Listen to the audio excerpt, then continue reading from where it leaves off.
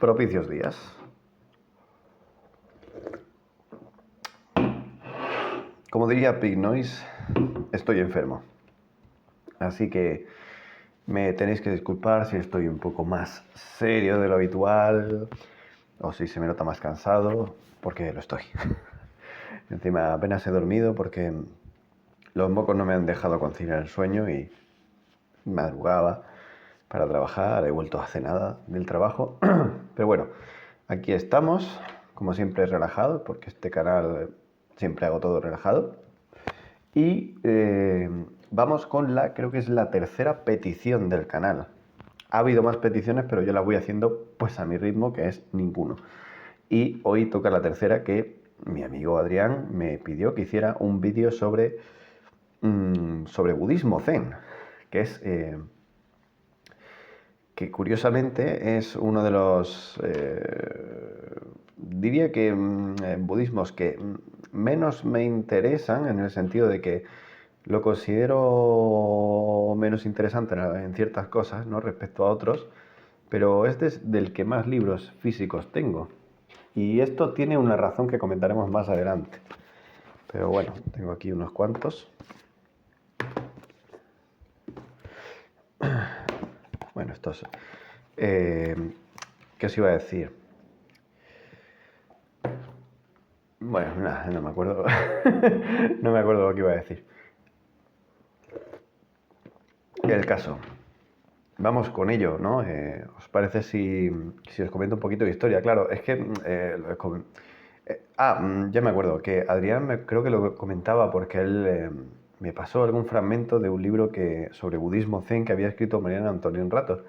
Y a mí Mariano Antolín Rato me encanta, pero yo recomiendo que cuando se va a leer algo específico de, de una cultura, incluso de un lenguaje específico, acudamos a leer a autores de ese contexto cultural, porque si no es fácil caer en el exotismo o dejarnos cegar por lo performático, ¿no?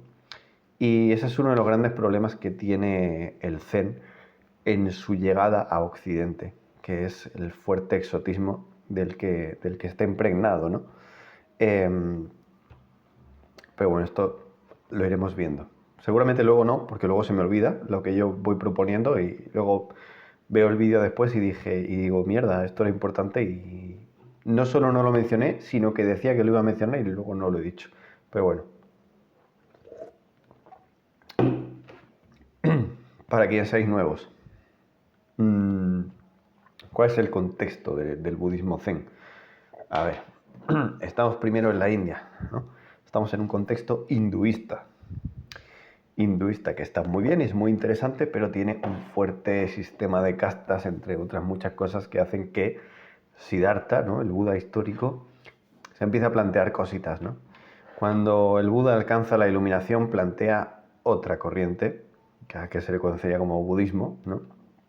Y sus palabras, pues, se recogen en lo que se llama el canon Pali, ¿no?, que esto es un fragmento solo, el Dhammapada, que es uno de los fragmentos más importantes del canon Pali. El canon Pali se supone que las palabras originales de Buda recogidas por sus discípulos directos. Luego muere Buda y se produce una escisión entre los discípulos, ¿no? Y están los que se quedan solo con esto y se arraigan en un budismo más monástico y se arraigan en países pues, como Camboya, Bangladesh, la India, ¿no? Y luego está los que aparte de esto, entienden y siguen reflexionando y siguen dándole vueltas, ¿no?, a las palabras de Buda, y lo que era el Theravada, que sería solo esto y más monástico, se abre al laicismo y tiene una serie de luego textos que son los canónicos del Mahayana, que son los sutras del corazón, sutra del loto, sutra del diamante, etcétera, etcétera. Este Mahayana es el que se empieza a extender a otros sitios. ¿Y qué implicaciones tiene que se extienda a otros sitios? Pues que esos sitios también se extienden hacia el Mahayana, ¿no? Esto es un poco como lo que decía Borges, de que convertir al cristianismo a un hombre del Congo era convertir en un hombre del Congo al cristianismo. Lo decía como una butad, pero tiene parte de sentido, ¿no? Y en este sentido hay que reflexionar cuando veamos la figura de Bodhidharma. Pero bueno, entonces, algunas de esas transformaciones. Por ejemplo, el Mahayana va a Nepal, al Tíbet, a Bután, y ahí hay otro contexto religioso que es el Bon. No es ya el hinduismo, sino que es el Bon, la religión de esa zona. ¿Qué es lo que nace? Nace ahí esa fusión del Mahayana con el Bon, ese choque cultural hace que las ideas que ya se están alejando cada vez más de esto, ¿no? Pues se transformen en lo que es el budismo tibetano, ¿no? Que aquí tenemos dos compendios de textos. Y luego, por ejemplo, cuando va a...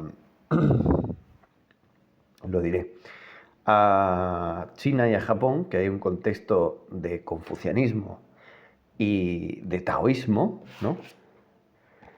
Ahí es cuando nace el Zen, que cualquiera que lea textos taoístas, primero los confucianistas, pues son textos muy austeros, y el Tao, ¿no? Del taoísmo, pues abunda bastante en paradojas, en simplicidad buscada, ¿no?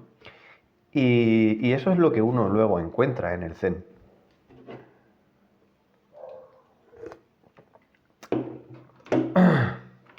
Luego, de hecho, claro, el Zen, el desarrollo del Zen también se encuentra con el sintoísmo, que es la religión, sigue siendo una de las religiones mayoritarias de Japón, y es lo que luego da, o sea, fijaos, primero el Mahayana al contexto de taoísmo y confucianismo se transforma en el Zen, y luego el Zen se transforma en las tierras puras. Pero no que se transforme en un sentido evolucionista de que se vaya dejando atrás, sino que van quedando escuelas Zen por aquí, escuelas de tierras puras por aquí, que son la convergencia entre el Zen y el sintoísmo japonés, ¿no? Escuelas puramente sintoístas por allá y escuelas taoístas por otro lado, ¿no? Entonces, no es que haya una transformación como tal, sino que hay una reproducción. Reproducción de ideas, reproducción de escuelas, y el Zen es una de ellas, pero es budista. Y esto es lo importante, ¿vale? Porque cuando he llegado a Occidente, pasado por el filtro del exotismo, muchas veces se lo despoja de todo lo que tiene de budista y se queda nada más que con ciertas cosas que tienen una razón de ser. Y ahora os voy a decir cuál es. Y es que, como os he contado, Japón pues queda, digamos, 3 escuelas, o 4 si contamos las tierras puras, ¿no? Que sería el taoísmo, sería el sintoísmo y sería ahora el Zen. El Zen, que es una rama del budismo mahayana. El Zen, ¿quién lo adopta? Porque son 3 escuelas distintas, ¿no? El Zen lo adoptan las clases altas, es decir, la nobleza y la casta guerrera. ¿Qué ocurre con esto? Que entonces el Zen sufre una transformación en su ser, en su estar en el mundo, porque como quienes lo practican son las clases altas, por así decirlo, ocurre que el Zen es lo que imprime a todo tipo de actos que son más ceremoniosos.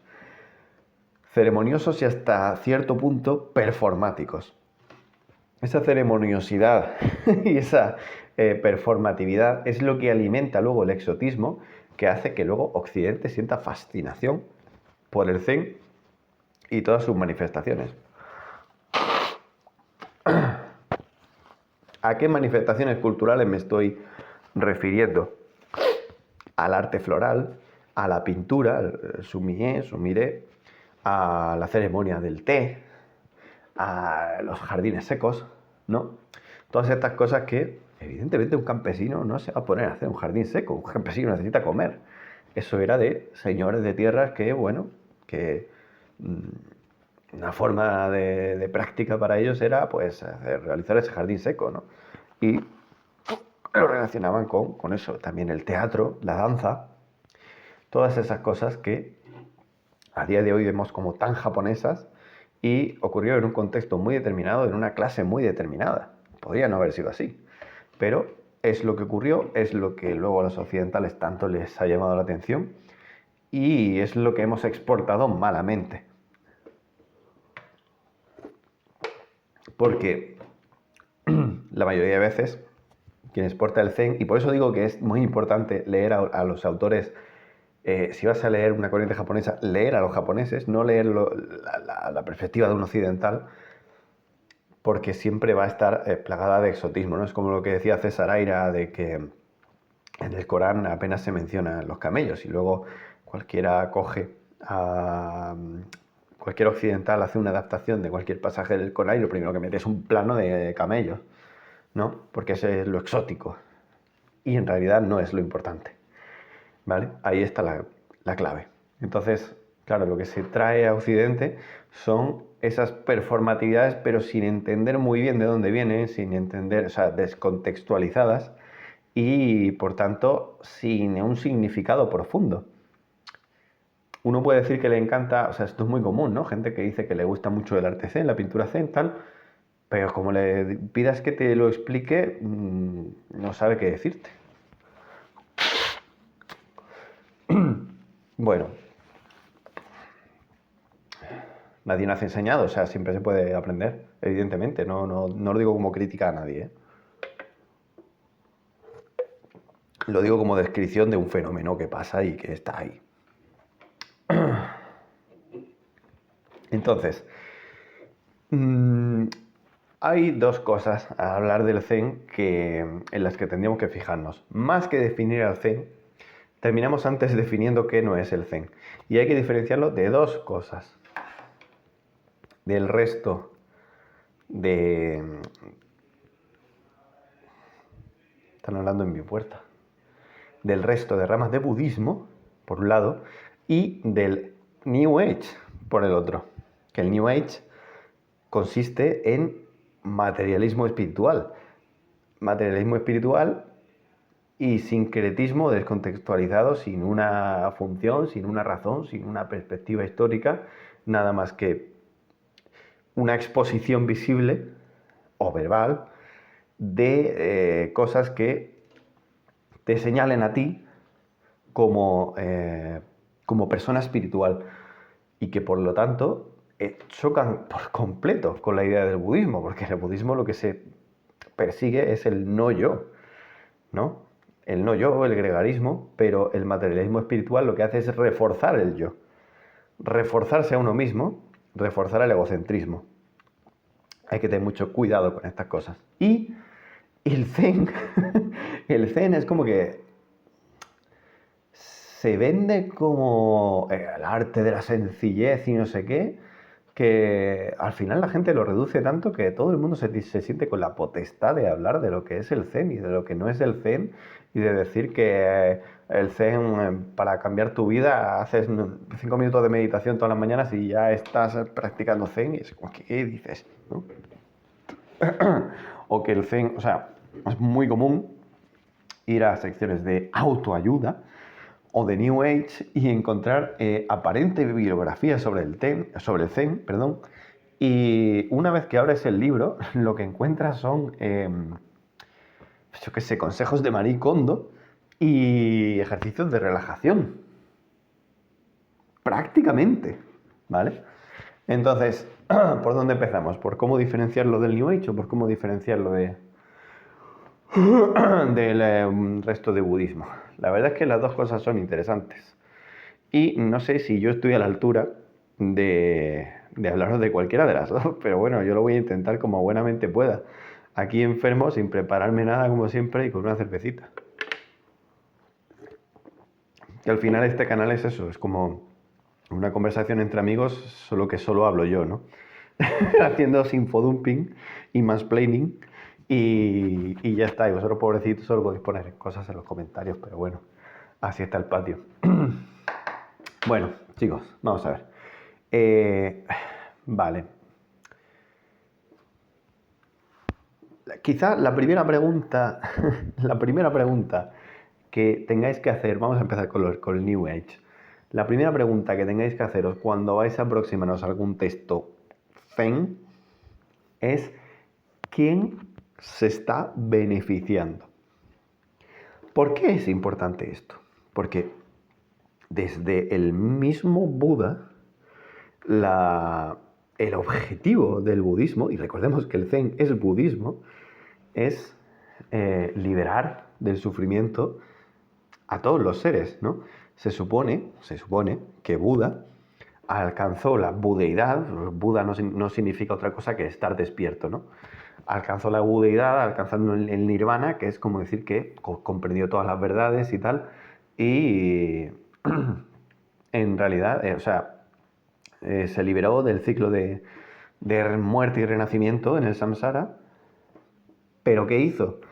En lugar de simplemente quedarse disfrutando de su liberación del sufrimiento, volvió a enseñarle a todo el mundo y a dedicarse a ser un maestro para intentar enseñarle a todo el mundo cómo liberarse del sufrimiento, ¿no? Entonces, esa es la raíz del budismo, el ayudar a los demás. Así que ante cualquier texto aparentemente budista, la primera pregunta que tienes que hacerte es ¿quién se beneficia? ¿Es un texto únicamente para que yo me relaje? ¿Para decirme que yo duerma bien?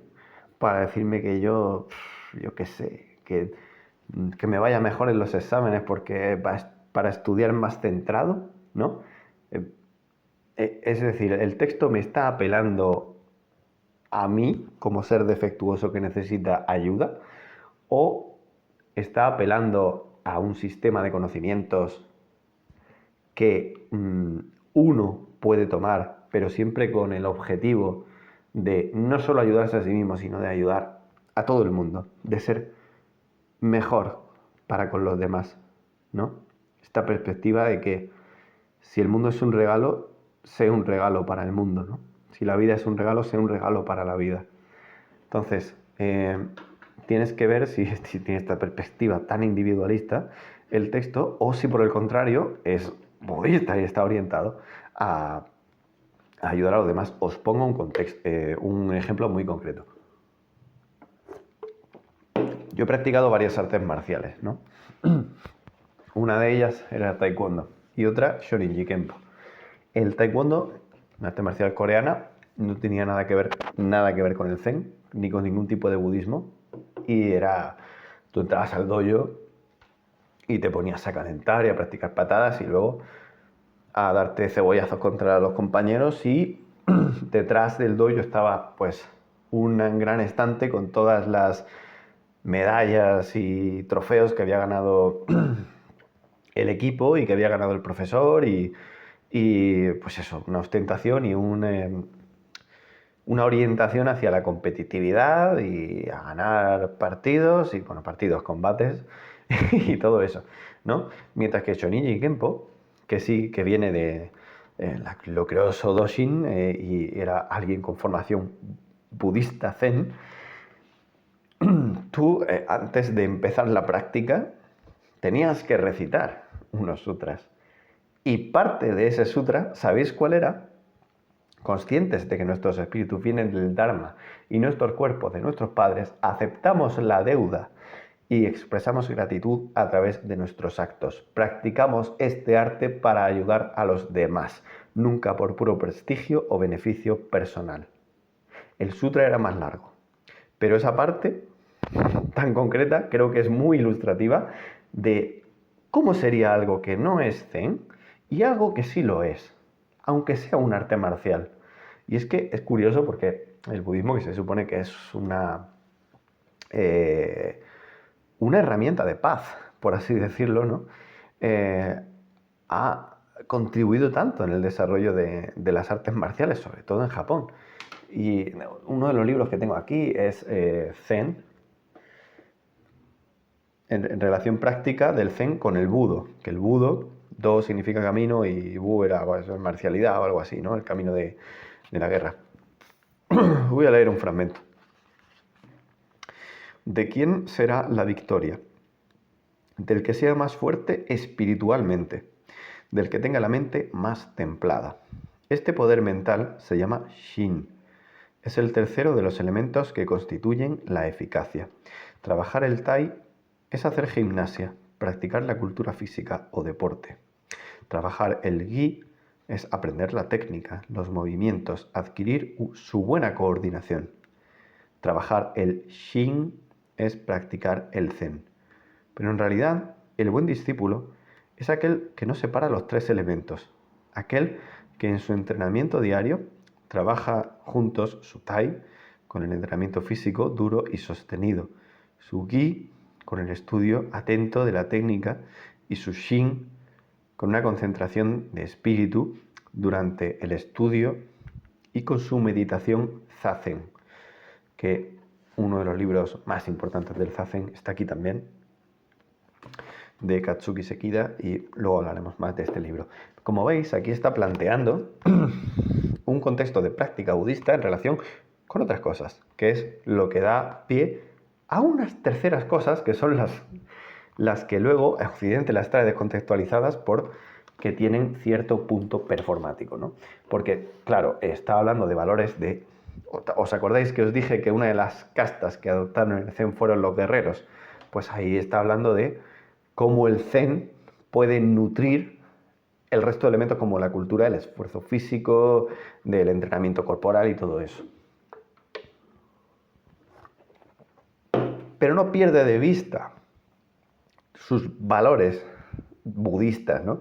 En ese sentido, cada escuela de budismo tiene unos votos, ¿no?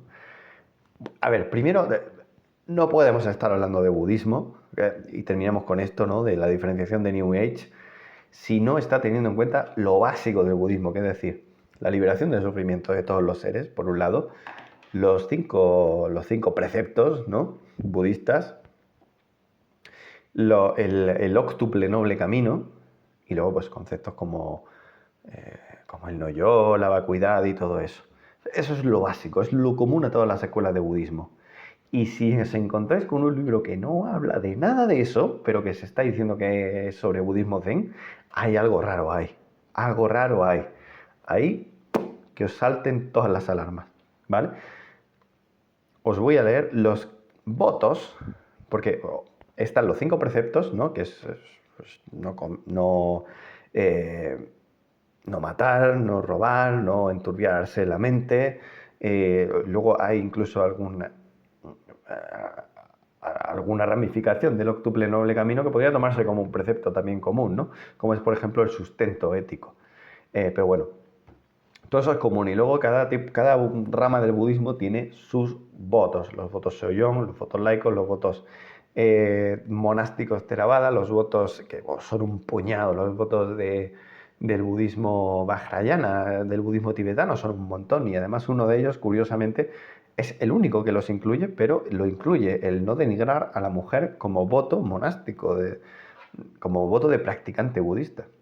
Ninguna otra escuela lo incluye. Y el Zen incluye estos 4 grandes votos, que es Shigu Zeigan en japonés. Dice, me comprometo a liberar a todos los seres sin número.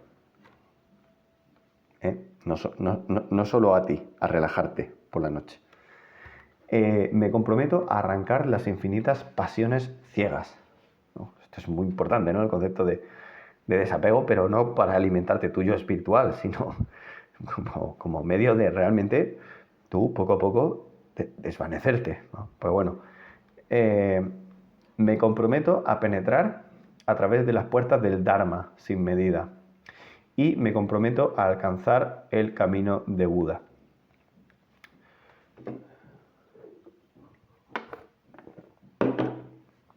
Eso es el Zen, ¿vale? Eso es la base moral y ética del Zen. Y si tú despojas al Zen de sus bases morales y éticas, entonces ya no estamos hablando de budismo, estamos hablando de performance vacía. Y una práctica descontextualizada no es una práctica, es un dar palos de ciego a ver si sirve de algo, porque alguien te lo ha dicho, ¿no? Entonces hay que tener cuidado con este tipo de cosas, ¿no? El voto del Bodhisattva es base en el Mahayana, y como recordamos, el Zen viene del Mahayana, que es que tu camino sea moverte hacia alcanzar la iluminación, no por tu propio beneficio, sino por el beneficio de todos los seres, ¿no? Luego está el tema de los valores. Al fin y al cabo, el budismo, gran parte es un entrenamiento en valores, ¿no? Valores como pueden ser la generosidad, el entrenamiento moral, la paciencia, la virilla, ¿no? Que es como se traduce la energía, cosa que yo hoy no tengo, la sabiduría y la práctica de la meditación, ¿no? Que luego, madre mía, la de cosas que se leen sobre la práctica de la meditación, de cosas que se dicen zen a sí mismas, cuando el zen es probablemente el budismo más prescriptivo de meditación y más restrictivo con su práctica. Y se lee cada parida por ahí diciendo que son zen, pero bueno, llevo ya 25 minutos, tú. Bueno, espero que os esté resultando medianamente interesante. Y por último, el zen, pues como cualquier budismo, implica la toma de refugio en las tres joyas, en el Buda, en la Sangha, en el Dharma, y la aceptación de los 4 sellos, ¿no? En permanencia y tal. Entonces, el texto que no te ahonde un poco en eso, no es zen, es otra cosa. Está instrumentalizando lo que el occidental puede sentirse atraído del zen, lo está instrumentalizando para venderte libros. Y ya está. Eso es muy importante. Ahora que tenemos esto claro, vamos a lo que es un poco más complejo. Y a ver cómo lo digo sin que tampoco alargarme demasiado, porque pues, esto se podría alargar horas, ¿no?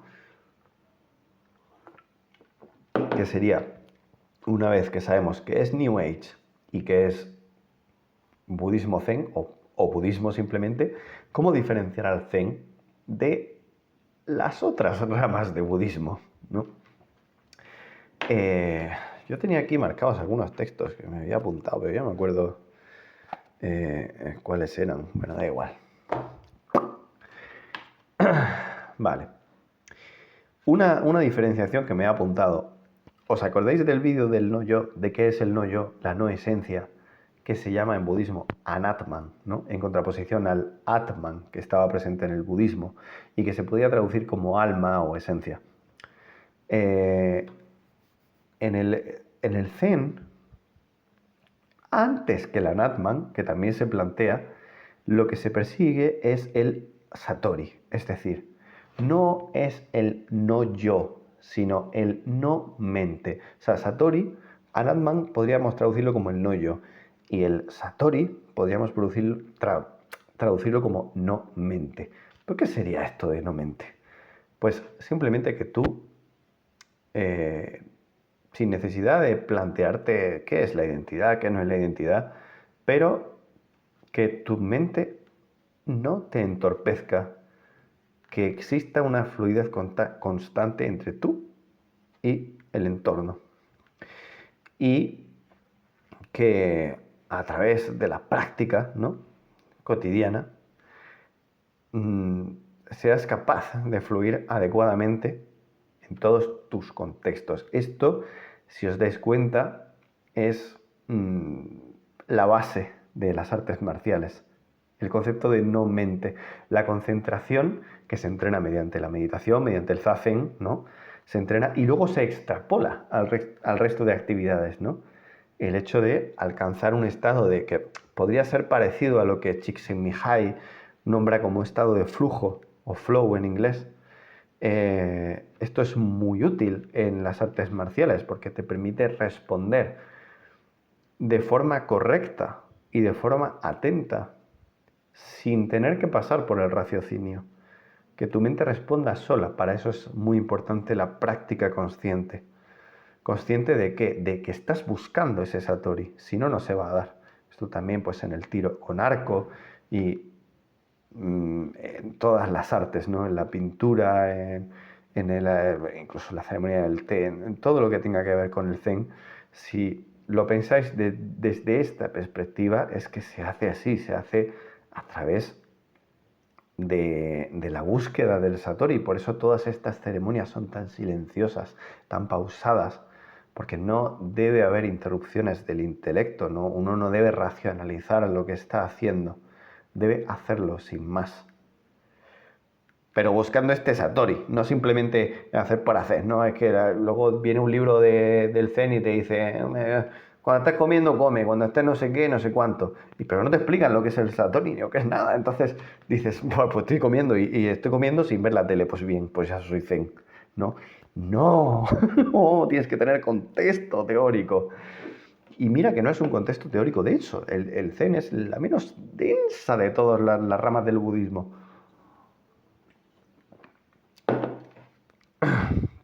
En fin, tenemos una primera diferenciación, ¿no?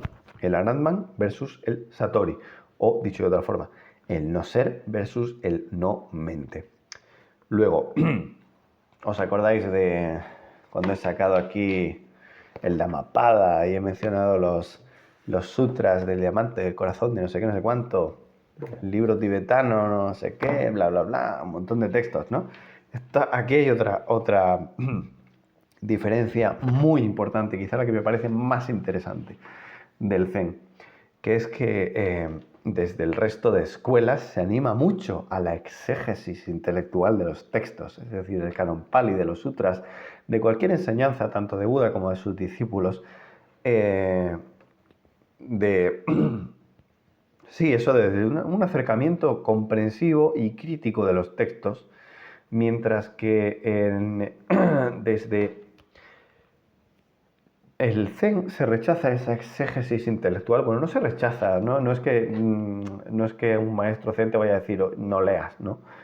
Pero va a poner énfasis en otro aspecto, que es el Kensho, que es la sabiduría experiencial intuitiva. No el ejercicio experiencial, sino la sabiduría experiencial. Es que es muy complicado explicar esto así en un vídeo, encima sin prepararme ni nada.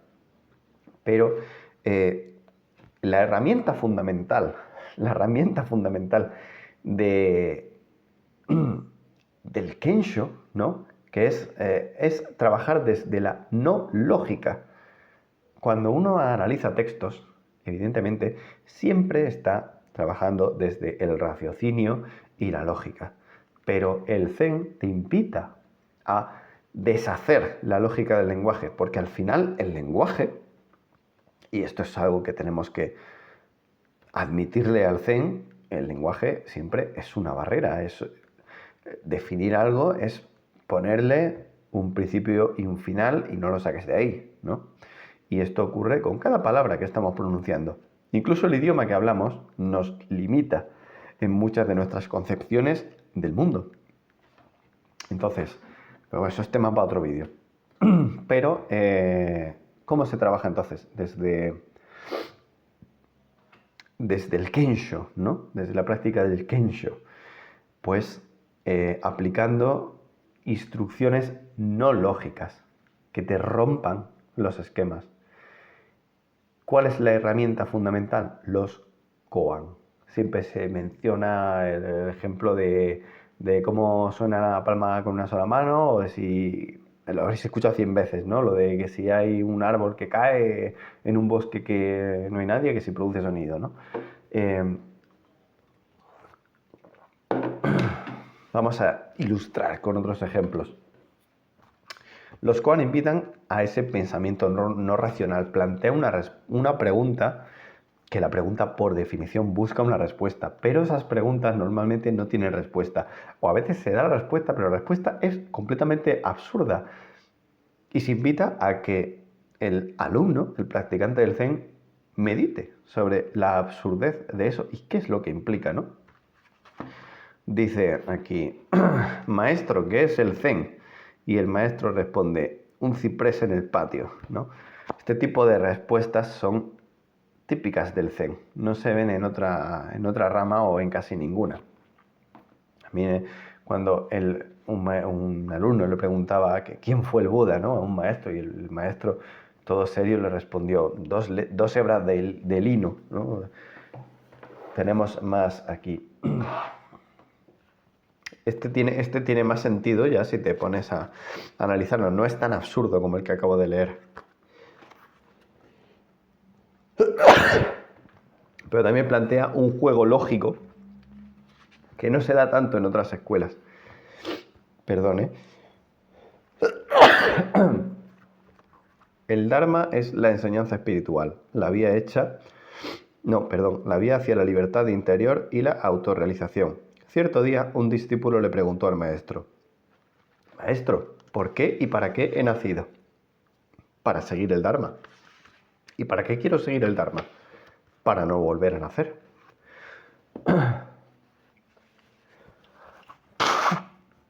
Perdón. A ver si tengo más textos por aquí. Creo que tenía alguno más. Así apuntadito. Este habla directamente de Bodhidharma, que es el que se supone que trajo desde la India el Zen a China y a Japón. Esa es la historia tal y como se cuenta, ¿no? Porque fue un gran maestro. Pero yo opino que simplemente trajo el Mahayana y la propia cultura terminó moldeando y modificando las ideas hasta transformarlas en lo que hoy en día se conoce como el Zen. Pero bueno, esta historia dice así. En el siglo VI, desembarcando de la India, un curioso personaje llegó a la China. Los contemporáneos lo describen como un gigante barbudo de ojos azules. Venía a enseñar una vía inédita del budismo, que tomó el nombre de Chan. Chan es el nombre chino del Zen. O si se quiere, Zen es el nombre japonés del Chan. Maestro, ¿cuál era el nombre de este personaje? Bodhidharma, que significa el ojo de la verdadera ley. 28º patriarca de la India y primer patriarca de la China. ¿Y cómo enseñaba? De manera muy sorprendente y que asombró a los chinos. Su enseñanza era muda, no se preocupaba por ningún ritual, no tenía ni textos sagrados ni lugares de culto. Los contemporáneos le llamaron el maestro con las manos vacías. Maestro, ¿qué se puede esperar de una enseñanza muda, sin ritual, ni templos, ni sutras? O sea, está relacionando esto, ¿no? Con lo que estoy contando de que en el Zen no hay tanta exégesis intelectual, ¿no? Repito la pregunta. Maestro, ¿qué se puede esperar de una enseñanza muda, sin ritual, ni templos, ni sutras? Mucho, Toshiba, mucho. No lo entiendo, maestro. Si la enseñanza es muda, no se puede aprender ni enseñar. Dime, Toshiba, ¿deseas verdaderamente progresar en la vía del Zen? Oh, sí, maestro. Entonces ve a lavar tu escudilla. Satori.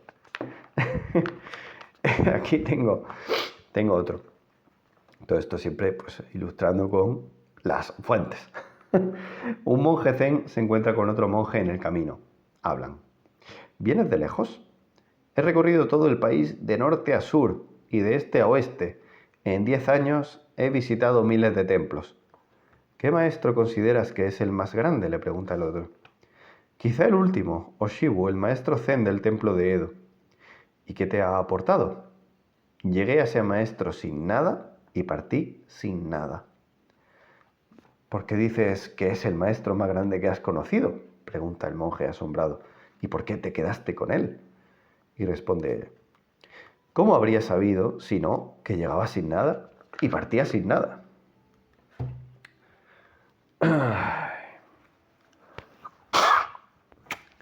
En este libro tenéis mucha literatura acerca de los koan. Recuerdo que es Zazen de Katsuki Sekida, aunque luego hablaremos de sus mayores virtudes.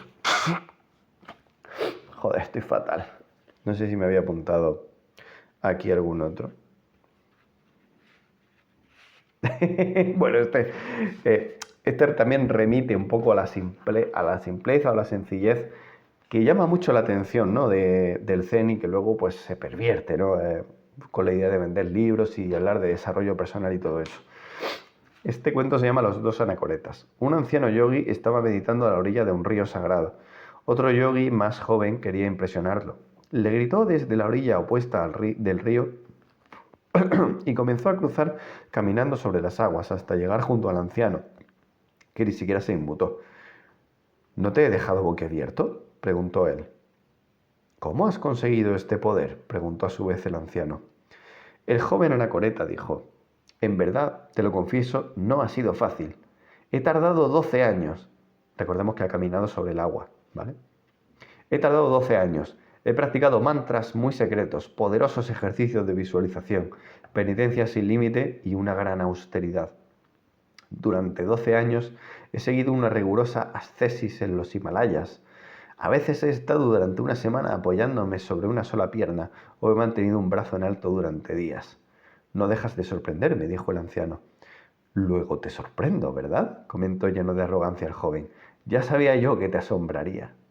Sí, amigo mío, me asombra que hayas hecho tantos esfuerzos durante 12 años cuando hay una barca que nos cruza de un lado a otro del río por una rupia. Bueno, ya voy a dejar de leer ejemplos.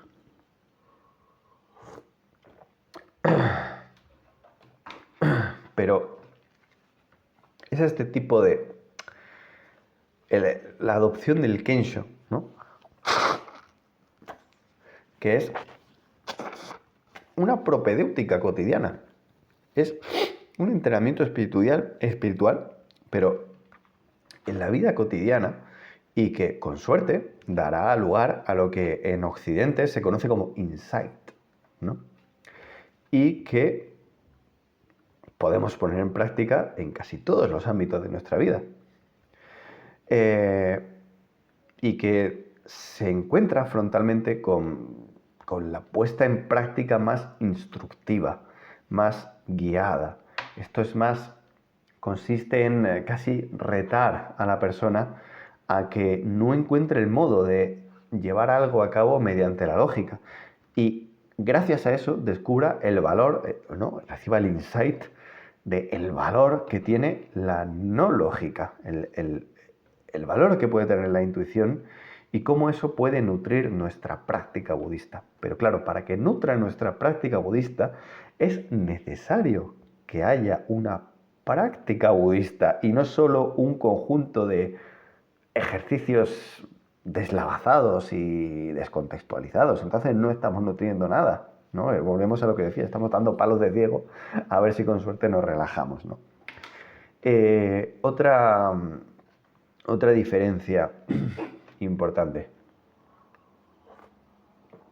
es que existe cierta iconoclastia en el Zen, ¿no? En otras escuelas budistas tenemos la veneración por el Buda.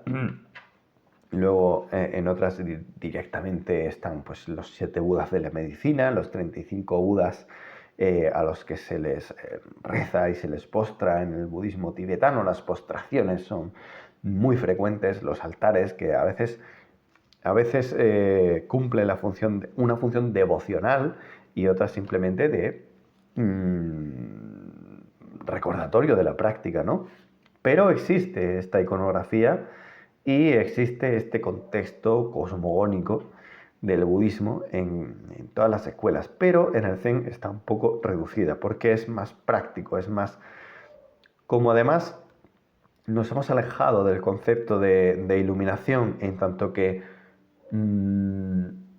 aprehensión de una verdad universal y nos hemos acercado más al concepto de Satori, ¿no? Y de Samadhi, que ahora llegaremos ahí. Hay más, hay menos imágenes devocionales, menos postraciones, menos prácticas devocionales como tal. Está más la práctica cotidiana, la práctica en el día a día y sobre todo la práctica de meditación que es muy prescriptiva dentro del Zen, que ahora llegaremos también a eso. No hay tanto peso kármico, por lo menos, a ver, estar está, ¿no? Pero No se habla tanto del peso kármico, el ciclo de renacimiento y muerte dentro del samsara, de los distintos budas, de la tara verde, de los mantras. No existe tanto esa práctica dentro de la cotidianidad de alguien que practica el zen. Bueno, ya hemos hablado del Kensho. Tenemos también, pues todo viene del confucianismo, ¿no? Que es más austero. Está el libro de Tanizaki, de Elogio de la Sombra, que te lo está planteando como como una comparativa, ¿no? entre la estética occidental y la estética japonesa, puramente, ni siquiera oriental, sino japonesa. Pero ese libro, seguramente todas esas reflexiones no habrían sido posibles sin el Zen. Y a su vez el Zen la austeridad del Zen que facilita el elogio de la sombra de Tanizaki no habría sido posible sin la austeridad del confucianismo. Es que vas volviendo hacia atrás y volvemos a esa frase que decía Buda, madre mía, Borges, ¿no? Del hombre del Congo y tal y cual. Pero bueno, luego tenemos el estudio fisiológico del cuerpo que se produce desde los maestros Zen, porque esto es lo que os estaba comentando. Ahí es muy prescriptiva la meditación dentro del Zen, ¿no? Si os compráis un libro sobre Zen, no sé qué, pero que dice que meditar es cualquier cosa, que se puede meditar con música y que tal y que cual, amigo, no. Ahí no es. Ahí no es. Ni en el Zen ni se medita con música, ni se medita acostado, ni nada. De hecho, lo común en los Zendo, que son las habitaciones de meditación dentro del Zen, es muy común ver a los monjes que en vez de estar en filas orientados hacia un maestro que les está guiando, y por tanto, desde la lógica del Zen, distrayendo, están distribuidos en el perímetro de la habitación, orientados hacia la pared, y la pared a esta distancia de ellos. Están como dándole la espalda al resto de la habitación. Esto es una imagen que solo vais a encontrar en los monasterios Zen, ni en ningún otro templo budista. La meditación en el Zen tiene una prescripción muy importante respecto a cómo respirar, a qué partes del cuerpo implicar.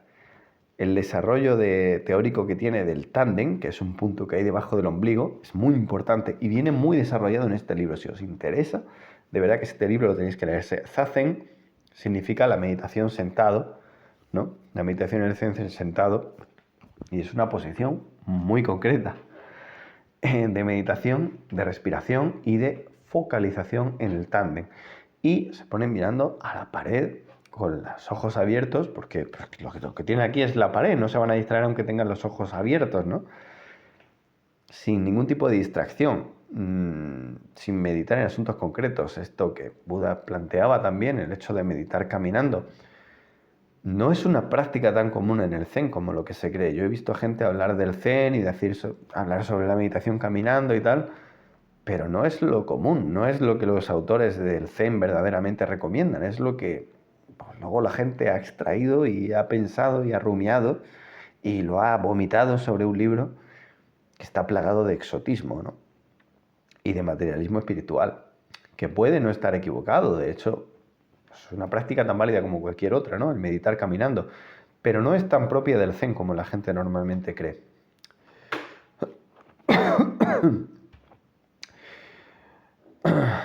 Y luego, bueno, llegamos al concepto de samadhi, que es ligeramente distinto del concepto de iluminación que está presente a lo mejor en el resto de escuelas del budismo.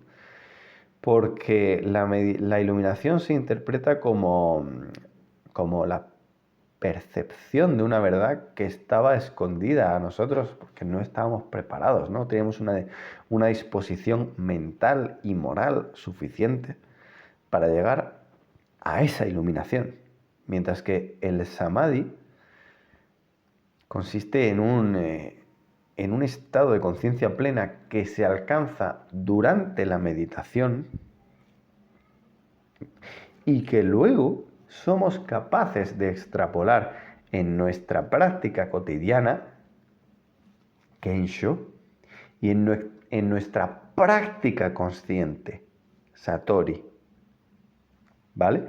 El samadhi, esto a ver si lo entendemos, el samadhi que se alcanza durante la meditación del Zen, que es un estado de fluidez, ¿no? De ser uno con el universo, de experimentar la vacuidad, todo eso, ¿no?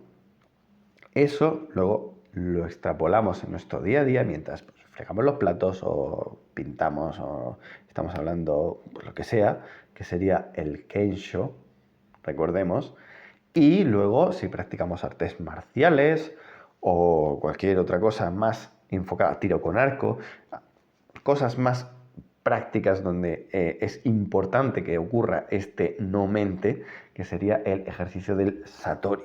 Pero tanto el Kensho, que es la propedéutica cotidiana, como el Satori, que es la práctica consciente, serían una manifestación o una extrapolación del Samadhi que solo se consigue, solo se alcanza mediante la meditación del Zazen, que consiste en esta respiración consciente, centrados en el trabajo del tándem y todo eso, y el trabajo de la no lógica del lenguaje, el trabajo intuitivo, ¿vale? Del ser en el mundo. No. Entonces, esto diría que son los rasgos distintivos del Zen respecto al resto de escuelas budistas y respecto al New Age, que por desgracia toma muy gratuitamente la palabra Zen en casi todos los libros que se publican. Por gente que no está lo suficientemente formada para ello. Yo tampoco lo estoy para hablar del Zen, ¿vale? Yo me he leído 10 libros de Zen. Eso no es nada. Eso no es nada. Nada. También me he nutrido, evidentemente, mis 6 años de práctica de artes marciales que vienen del Zen, ¿no? Porque luego fueron otros años con el taekwondo distintos y tal. Pero aún así no es nada. O sea, a mí que nadie me tome, de verdad, que nadie me tome como una autoridad del budismo Zen, porque no lo soy, ni me interesa serlo.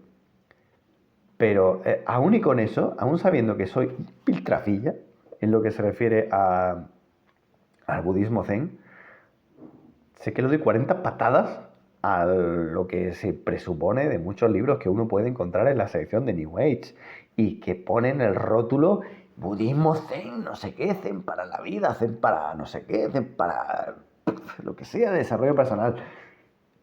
Ni caso, de verdad, ni caso. Tenéis que iros a autores orientales que os hablen de verdad de eso. Y ya está.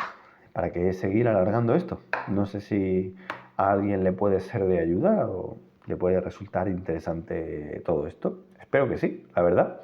Sobre todo porque este vídeo era una petición. Recordemos que la primera petición fue el tarot para conocimiento personal.